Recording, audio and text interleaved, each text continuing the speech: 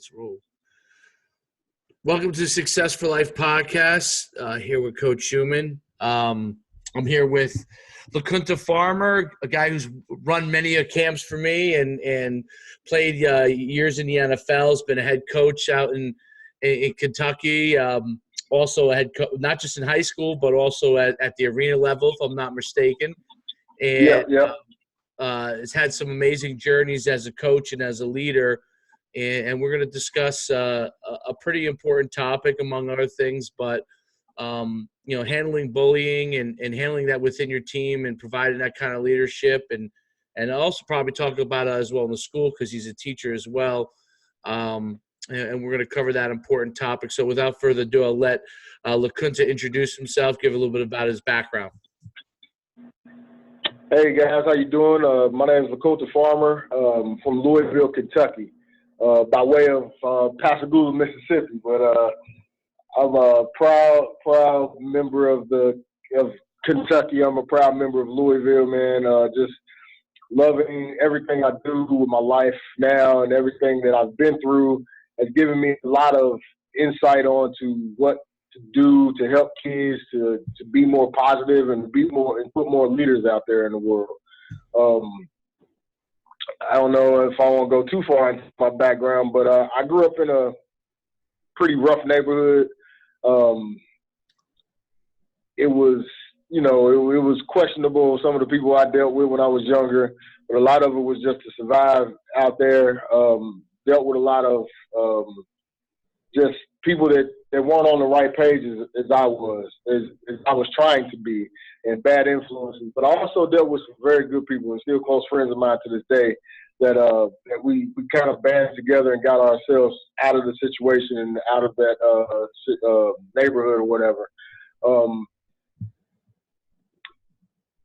Talking about our anti-bullying programs, well, I run a program called Kingdom One Athletics, and also I'm associated with a nonprofit organization called Inside the Lines.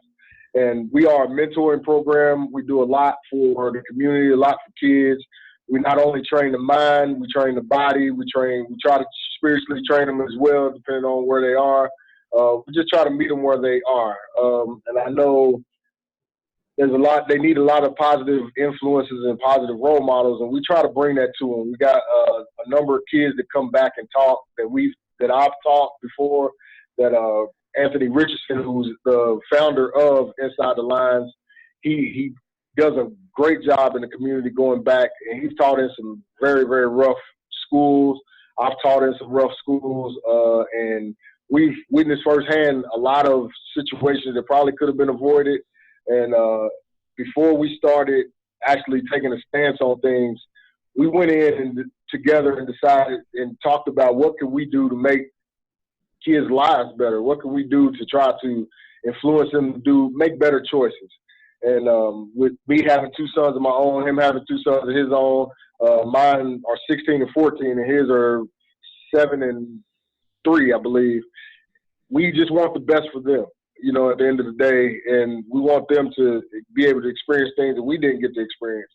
So with both of these programs, they get to see kids that we bring in and kids that we mentoring into being leaders and sending to college, and watching those kids graduate and just come back and be different. Anthony Richardson was actually one of my kids I coached.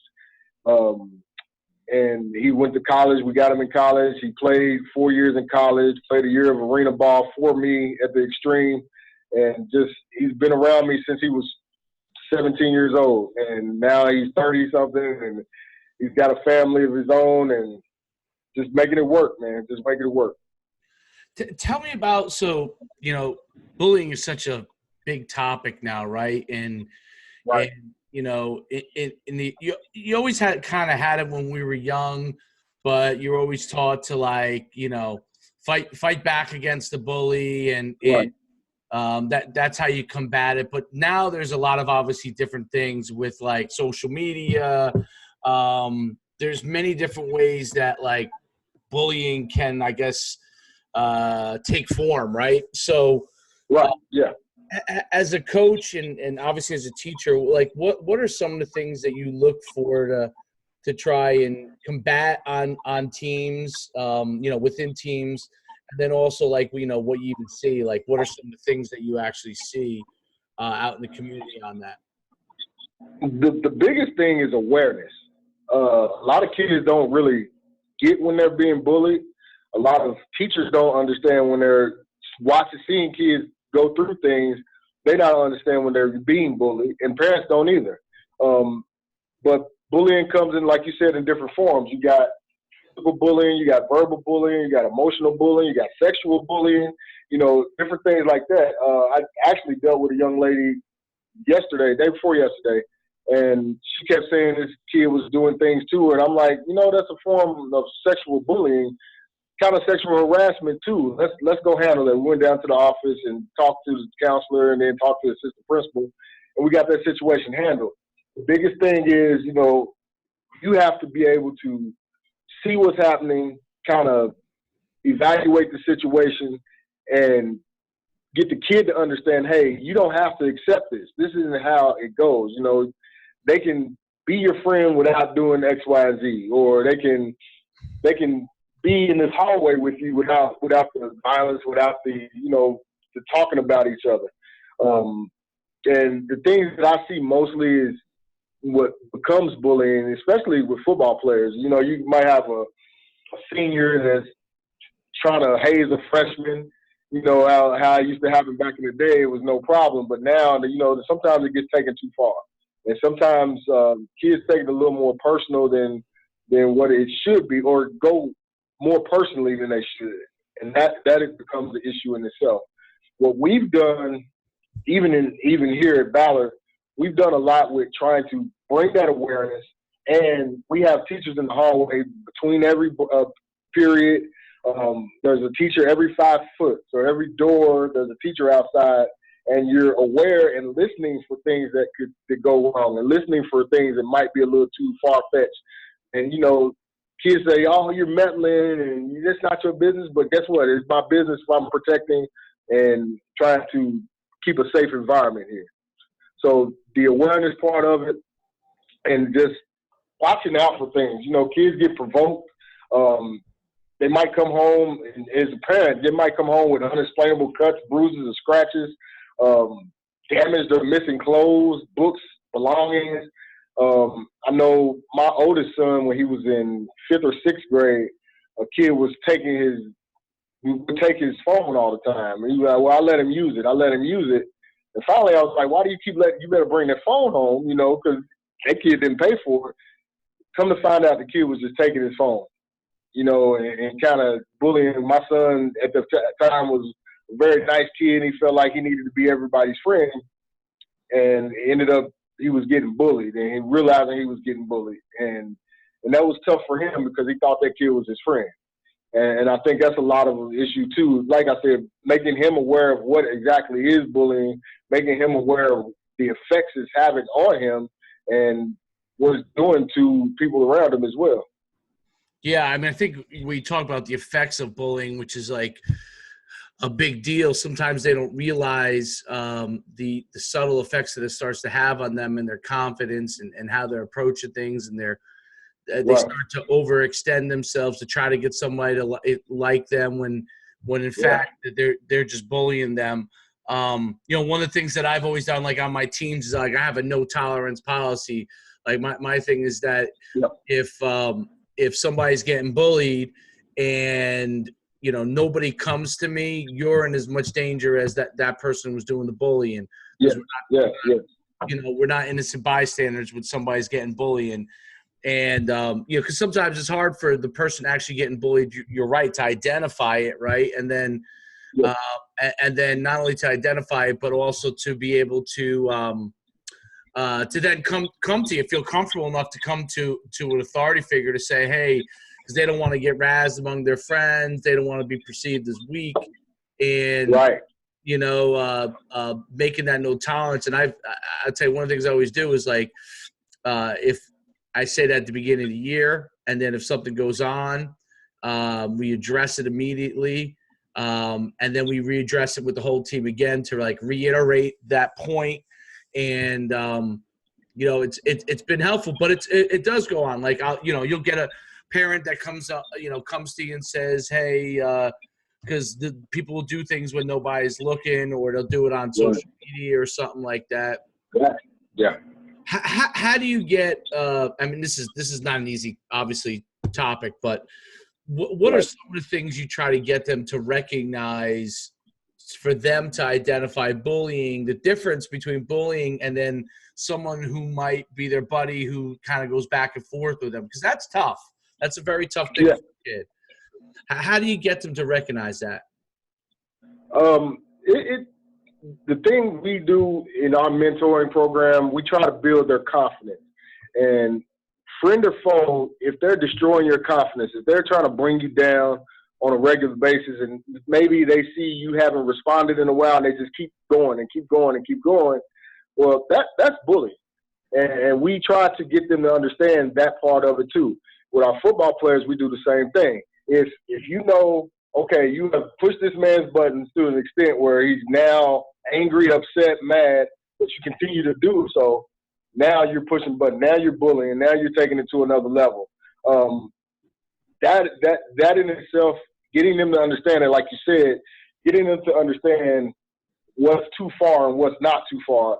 And here's the thing, getting the person that's joking to understand that I went too far.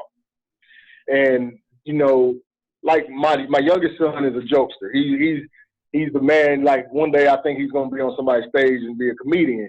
But at times he goes too far and he might take some personal shots when him and his friends are joking. And I have to come into the room and be like, hey, man, what are you doing? He's like, oh, I'm just joking. They laughing. I said, they're not laughing no more, dude. You don't see that? And having to be able to get him to understand that was rough. It was tough. And he didn't understand. He was upset at me. He was angry at me because he thought that I was causing it. Like, I was trying to keep him from having fun. But I'm trying to get you to understand what you're doing to somebody else and how it's hurting somebody else's feelings. But the victim of the bullying has to be able to know that, okay, this is too far. Either I need to walk away or I need to find somebody to handle this situation for me, especially if I can't handle it myself. Like you said, a lot of kids might be scared of that. But it's easy to tell when things are too far because it's your feelings. It's your understanding of it. Yeah, that's really true. Now, from a confidence standpoint, like, one of the things that I found, like, for example, like linemen, for example, on teams that I've coached, right? Sometimes those guys take years to develop, right? And they start off as physically one of the weaker guys and someone that could get teased. And through working out, through lifting, through following the program, I found that like 2 or 3 years later, those guys become among the most respected. How like, what are some like techniques or things that you do? Obviously I always say, like, building your body is one thing that can build your confidence. What are some other things that someone that might have felt like they've been bullied in the past can do to build their own self-confidence? Well, I was bullied too when I was younger, and the thing that I did the most, like you said, was build up some self-confidence and honestly some self-respect, like understanding that I don't have to take this and I can make this different. Or I can. My dad was very key in telling me, well, you got to fight back at some point. You got to do something. You can't just sit there and take it.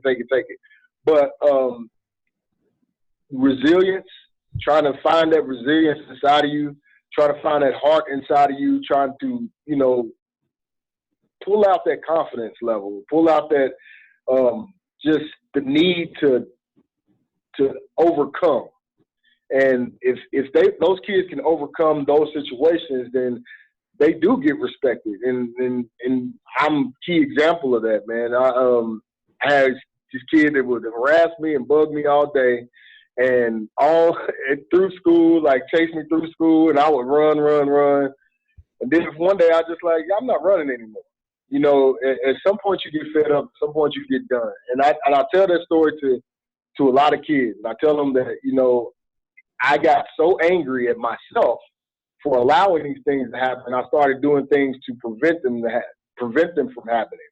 I started, taking action when I needed to. I started throwing jokes back or, I started trying to befriend people I knew they were friends with, to try to counter their situation that way. But I went in the weight room and started lifting like a madman too. I was doing push-ups and stuff like that. If you can build that, there's different levels of building your self-confidence. Mentally, you can build it physically, and those two things together, once you pull it all together, and you become mentally tough. And that toughness that you develop kind of gets you through that situation. And then getting people around you that's on the same page and along the same lines as you as well. Building a friend network or companion network that is going to have your back, not just physically, but just mentally being able to push you as well, and academically being able to push you. Because once you're confident in all areas, nobody can bully you anymore because you're not going to take it. Absolutely. And I think one of the things that coaches and teachers can do is find something that individual who they may have known might have had some trouble in the past with being bullying, find something that he does well and pointing that out to the group over and over again. I always use the weight room as a great example, but even on the field, I use them as examples of someone's perseverance and hard work, and look where they're at now. And I found that those guys start to gravitate it. And lineman was where I first learned, because skill guys usually have like a certain level of confidence to them, because usually, if they're starters and stuff, they felt like they're pretty good and they touch the ball and all those kind of things. But linemen and guys that, have had to build themselves up and might have been heavy or weight as kids, as younger kids, maybe people picked on them, start to point those things out. I found that really, really to be an amazing thing that's helped kids tremendously. I agree. How do you help parents understand some of those things and how to not just identify it, but like this is always a tough thing, being able for parents to be able to accept that their kids get coached, and then also to be able to understand when there is a problem, when there isn't a problem. Like I feel like communication is a very important thing. A lot of parents are scared to communicate. And they communicate in backdoor ways where they'll go to an authority figure above you instead of communicating directly with the coach to give them an opportunity to work with their team and the athlete. What are some of the things that you try to educate parents on? We have our parent meetings. I'm having a track parent meeting in the next weekend. We have parent meetings. We talk about these things as well. We talk about just teaching their child not to join in, being aware of what's going on with their child too. That's number one, being aware of what's going on with your child. Kids come home and sometimes don't want to talk to you, going straight to their room or shut the door and do those things. If you don't talk to your kid on a regular basis, if you don't frequently correspond with them, going back and forth to understand who they are now, because they're changing too. They're changing on a regular basis. If you don't correspond with them, you'll never understand if they're going through anything. You never understand if somebody's doing something to them that they don't understand. And doing that conversation, that communication allows them, when they are getting bullied or something is going wrong, they feel comfortable talking to you. A lot of parents parent like, I don't know how to put this the easiest way. So I just say a lot of parents do more, you do this, you do that, you do this, you do that, versus, hey, man, sit down, let's talk for a minute. Hey, what's going on with this? Hey, what you playing on the video game? Let's play together. I don't like Fortnite, but I watch my sons play it because they feel like I'm involved in it. I even have tried to play, but getting involved with what my kids do and getting parents to get involved with what their kids do, find out their interests, helps that road, that clear, build a clear road to them. So if something is going wrong, if something is bothering them, that they can just easily go talk to them and just have an easy conversation that sometimes end up being a hard talk, a hard conversation. That's the number one thing. Once we do get that out there. We always talk about teaching your kid not to join in with somebody else being bullied or not to laugh at somebody else being bullied. Try to find a way to get a kid to walk away or getting your kid to walk away. Talking to them about different ways they can protect themselves, different ways to defend themselves against things too. Try not to have hostility towards a bully after the things are over with as well. That is tough. That is tough. And we actually a few weeks ago, dealt with a kid that committed suicide because his mom really didn't talk to him about the situation. Not here at this school, but at another school. He wrote a letter to his mom saying that these things are happening. He was getting bullied on the school bus. But his mom didn't react till he got choked on the school bus. And then instead of paying attention to him, she ended up going to the school and doing X, Y, and Z. Well, while the school was handling the situation, the kid had dealt with what happened. Her not communicating with him and her, he's going through so much as a 10-year-old. He's going through so much and he's going home. She leaves him at home by himself and he hangs himself. And the kid was a good kid. He went to a sister church of mine. He's a good kid. He's always around, had a smile on his face a lot, but she somehow missed that.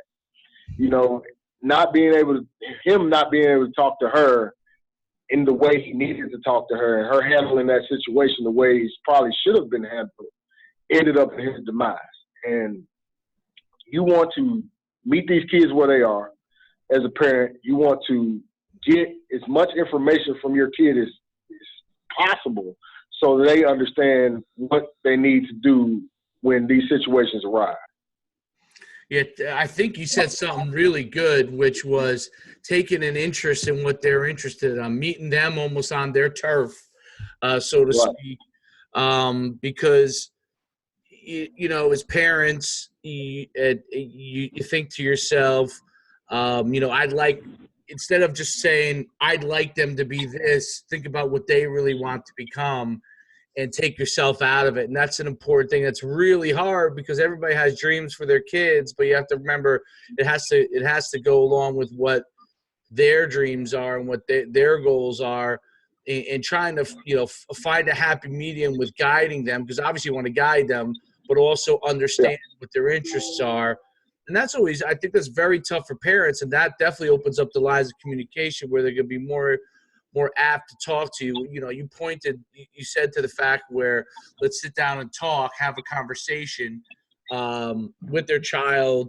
And if you need to bring in a coach to help them to open up, great, or a teacher, but having that conversation with them instead of directing them all the time, and that's hard. That's hard because, we probably came from a school of where, your parents are telling you what to do, and it is a different world now. They do have, influences, good, bad, or ugly, that do affect their lives, that are out of our controls a lot of times. And it's really important that we're able to have that conversation where if something you feel is wrong, you could talk to me anytime about this. I'm meeting you where you are, and I'm not judging you whether you think incorrectly or correctly. We'll handle that after you talk to me, and then we can assess. Hey, maybe you're being a little overly sensitive here. Let's figure out how we can handle that. Or you really are. This is an issue. You're getting bullying, and how do we handle that? And I think that's that point is really good, and I can't emphasize that enough how important I think that is, that they feel like they can talk to you, because no matter what we want, like every parent, they always like their generation more than they like the generation below them. That's just how it is.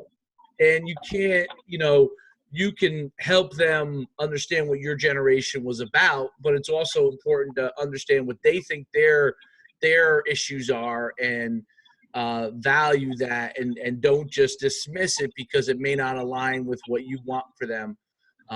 Exactly. Exactly. When you said that, it reminded me of something that I've told a parent before.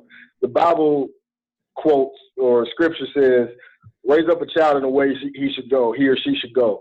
When I think people took that and said, you're going to go how I want you to go. Well, I think that scripture was saying, if you raise a child in the way they should go, it's the way that their interest is, whatever their interest is, whatever they're good at, whatever they're interested in, to lead them in that so they can be successful in that situation or in that, career, or if they want to be a football player, if they want to be a baseball player, if that's what their interest is, your job as a parent is to lead them in the direction that they should go to be successful at that. And I think a lot of parents kind of miss that and kind of throw that out, well, I want you to be a doctor, so we're going to put you in this situation so you can be a doctor. Well, what if that doctor wants to be an engineer?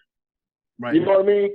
So those things have to be, addressed, and those things have to be paid attention to, especially in this generation of millennials that want to know why. There has to be a why to everything. Right, you got to give them a reason why. Right. You got to give them a reason why these things are the way they are, and why what I'm trying to get you to see has to be important. This is why. You got to lay out a plan, lay out a map, and hopefully they walk the line to get where they want to be. You just got to be that conduit to get them there, that conductor to get them there. With your program, do you start to do immediately? Because this is one of the things I found. It was shocking. I took over a program a couple of years ago, and they hadn't had a lot of success. And I asked them, what were their goals, and let's take out football. What are your goals? Period. I was shocked to find that basically 90% of them, 9 out of 10 of them, and it might have been even higher than that, really didn't even know what their goal was. Like, forget football. They didn't have any goals there, okay? Right.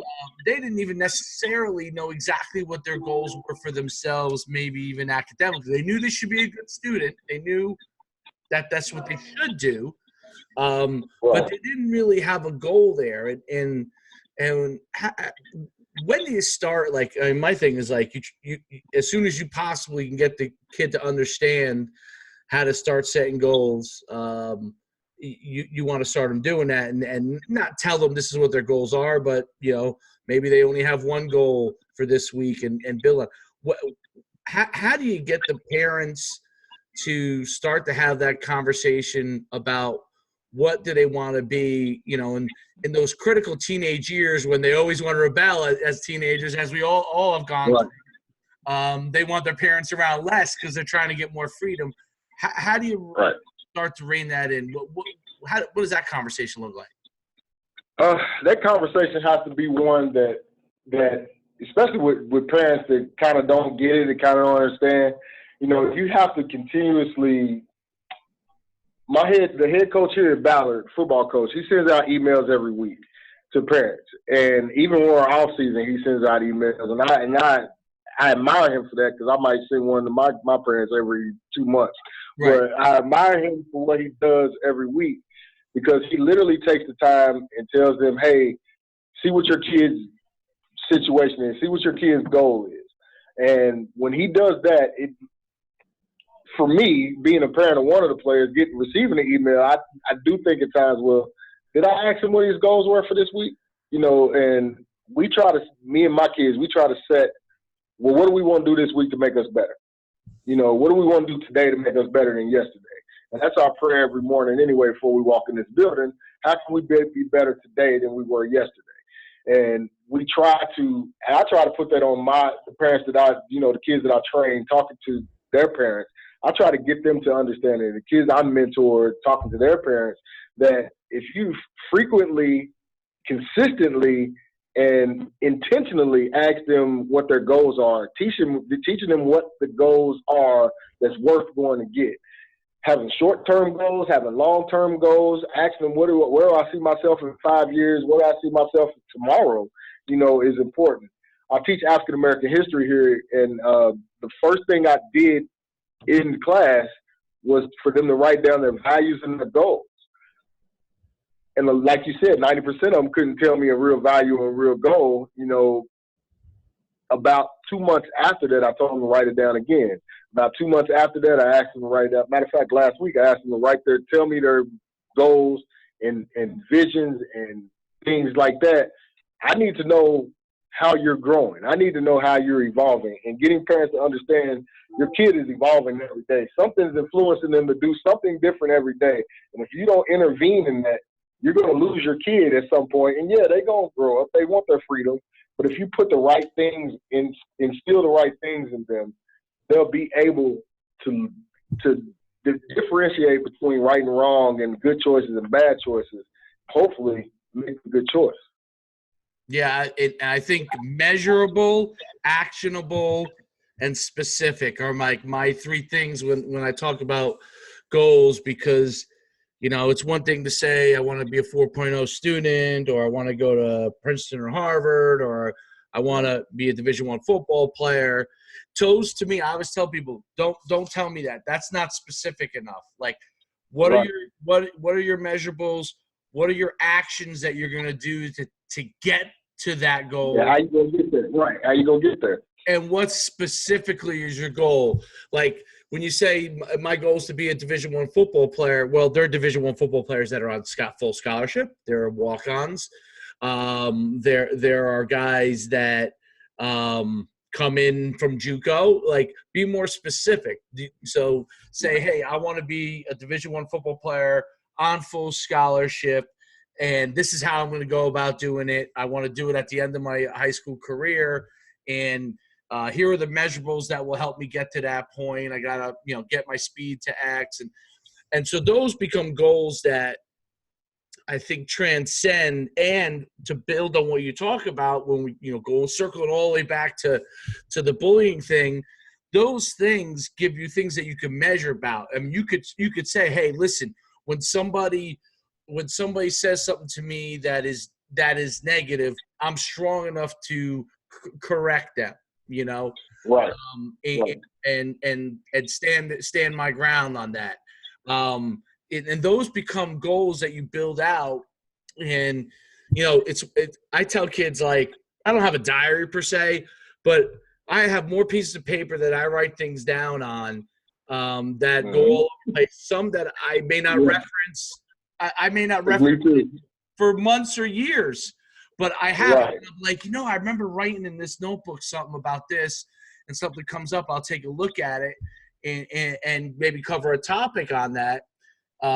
Because if you start to write those things down, and this is one of the things that's underutilized, like, because I write things in my notes in my phone. Anywhere you can write it down and then check back on it is good. And I actually think writing it down is even better, because it kind of sticks in your brain that it's something that you got to do. But yeah, it's one of the things, like, write things down all the time. Idea comes to your head, write it down. It doesn't mean you're going to do anything about it. You may never do anything about it, but it starts to build your confidence as, I do have ideas in my head. I have thoughts that mean something, and you start to do that and build your confidence. And I think that it starts to change the frame you think yourself. And I believe that you're less likely to be bullied. Someone you could have as a goal, like, someone writes something negative to me on social media, I'm not responding because it's not bothering me. Like, every person, including myself, I'm sure you, like, someone's says something negative to me, you think to yourself, boy, I'd love to give them a piece of my mind, right? Right. And then you just pause and you say to yourself, you know what? Like, this is not worth it.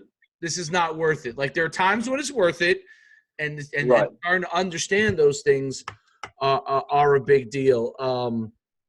I want to, because I know you're going to have to get off the track, so I don't want to hold you up too much. But I really appreciate you coming in. I want everybody to know where they can find you, get in contact with you, talk more about these things. If they want to bring you in to speak about it more in your community, how can people reach out to you? You can reach me by email. You can reach me on my Twitter. My Twitter handle is @CoachFarm 43, and I also have another Twitter page, Kingdom One Athletics. It's Kingdom One _athlete, ATH. It's on Twitter. You can reach me by my email, which is lfarmer043@gmail.com. Hit me up on any of those, and I'll be more than happy to talk. I'll be more than happy to talk, to come to you or have a great conversation. Yeah, and for kids that are out there listening, because I have so many kids that always, follow me and stuff from the events, you ever have an issue, talk to your parent. If the parent if you feel you can't talk to your parent for whatever reason, talk to your coach, talk to your teacher. Trust me when I say, even though they might be tough on you in aspects in sports or trying to get the most out of you, they definitely care about you. And if you come to them, they are going to go. And everybody has a teacher or a coach that they really like, or an administrator. And, go there, pull them aside, talk to them. They're going to take action in your favor, because my experience is, coaches and teachers, they don't get paid a lot, and they're in it to try and help the kids. And that's 99. Right. I hate it when I see things in the news, and there are things that happen, but 99.9% of the coaches and teachers are there to really help kids. Otherwise, they wouldn't be there. And so make sure you take that action. Definitely follow Coach Farmer. And if you can bring him in and talk to him, have him talk to, your community, your group, your team, definitely reach out to him on that. So we'll see you soon, Coach. Thanks so much for coming on. I definitely see you, in the events. Go ahead. Yes, sir. I just wanted to leave with this. I always tell kids and I always tell parents, and I spoke at a couple of things, and I always say, try to be stronger than the words spoken to you. If you can be stronger than the words spoken to you, those words can never break you down and never destroy you.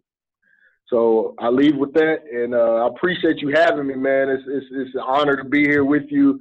Of course, we work together all the time, but it's just an honor to be able to speak and do these things, and an honor to be on your podcast today. Oh, no, thanks so much. I mean, that's what it's all about, bringing together great people and people that want to make a difference. And I thank you for coming on, and have a great practice today. Appreciate that. We're going to get